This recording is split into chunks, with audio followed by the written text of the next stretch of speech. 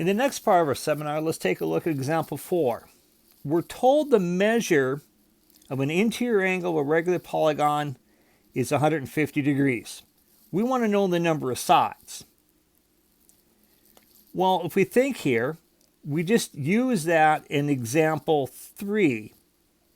That is, we took the total number of degrees, we divide it by how many sides it has to find the angle. We know now we know the angle. So the angle is 150 degrees. That's equal to the total divided by the number of sides. I don't know either one of those. Well, let's write the terms of S in terms of N. So 150 equals 180 times N minus 2. We'll divide both sides by N. Well, I don't like fractions. Let's multiply both sides by N. We can do that because there's no way N could be 0, otherwise we won't have a problem. Run out of room here. I'm going to write it up here. So we get 150N equals, let's distribute. So you get 180N minus 360. Notice the N's reduce. So you don't have to worry about the end on the right side. Now let's subtract 180N from both sides.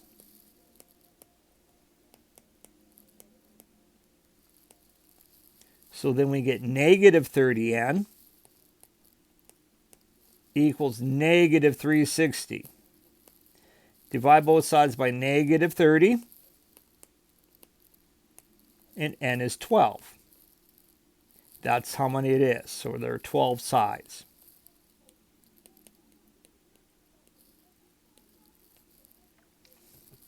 At this point, I'd like you to pause the video. See if you can do example 5 by yourself, then come back. Okay, let's take a look at example 5. It says the measure of an interior angle of a regular polygon is 144. Find the total. This is just like the previous one, isn't it? So we're going to say 144 equals 180 times N minus 2 all over N, because that's the measure of each angle. Multiply both sides by N. So you get 144N. Let's distribute. And look at that. We get the same thing as we did before. For this part, I meant. Now we'll subtract 180N from both sides.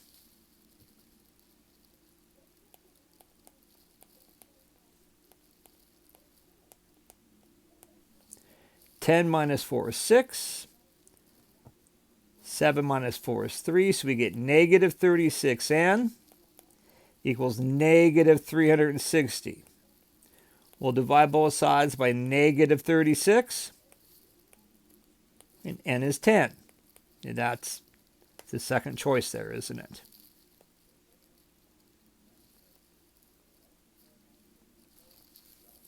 Now the question comes, what happens instead of interior, we're doing it exterior?